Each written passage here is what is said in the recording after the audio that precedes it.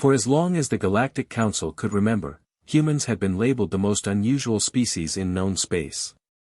Not because of strength, they were unremarkable. Not because of technology, many civilizations surpassed them easily. What made humans strange was their patience. Seemingly endless, deliberate patience. Right up until the moment it vanished. Jasmine Torres stood at the center of the vast council chamber, her dark gaze calmly sweeping across representatives from 47 different species. At her side, Kevin Matthews maintained a formal posture, hands locked behind his back, jaw clenched tight. They had been trapped here for 3 standard months, attempting to finalize what should have been a routine trade agreement. Instead, they endured endless delays, intentional mistranslations, and procedural obstruction. The Vraxian ambassador, its crystalline form refracting light into dizzying patterns, clicked dismissively. As I have explained repeatedly, Human Torres, your species lacks the sophistication required to grasp interstellar commerce. Perhaps return in a century, when you are more developed. Stop, Jasmine said quietly. The word cut through the chamber like a blade. Every delegate froze. Kevin shifted slightly backward, recognizing the subtle change in her tone.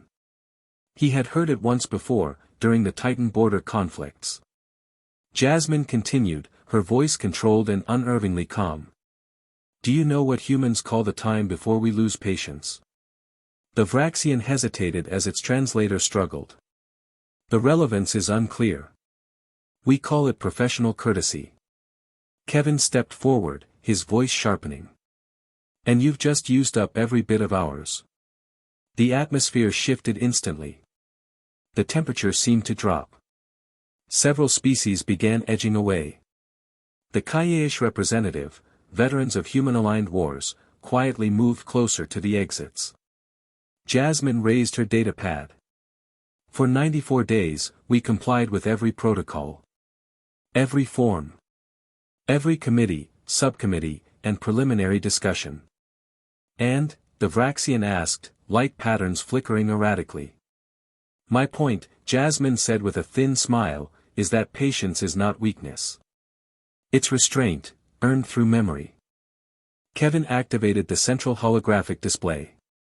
The chamber flooded with historical footage from Earth's archives. Wars that lasted decades yet reshaped continents. Desperate innovations that altered civilization itself. Fortresses that should have fallen but didn't. Final stands that became legends. Most species, Kevin explained evenly, fight until the cost outweighs the benefit. Or until exhaustion sets in. Humans fight until the opposition is no longer capable of fighting at all. The projections shifted, battlefields, industrial output, logistical mobilizations. We've held positions not because victory was likely, he continued, but because surrender simply never crossed our minds. The Vraxian ambassador's confidence wavered. Is this a threat to the council? Jasmine laughed softly, without warmth. No. It's an explanation. She rose to her feet, her chair scraping against the floor with a sharp metallic sound. For 3 months, you insulted us, delayed us, and assumed we'd eventually accept unfair terms out of exhaustion. You mistook our willingness to negotiate for desperation. She leaned forward slightly. Here's what you don't understand about humans. We don't forget. We don't give up. And when we stop playing by rules designed to disadvantage us, we become the reason those rules were written in the first place.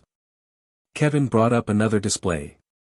26 hours ago, the entire human merchant fleet changed course. Every ship. Every convoy. The chamber erupted in alarm.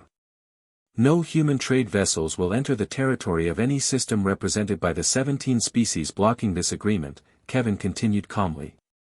The implications were devastating. Medical supplies. Agricultural exports. Cultural media. Luxury goods. Entire economies relied on human logistics.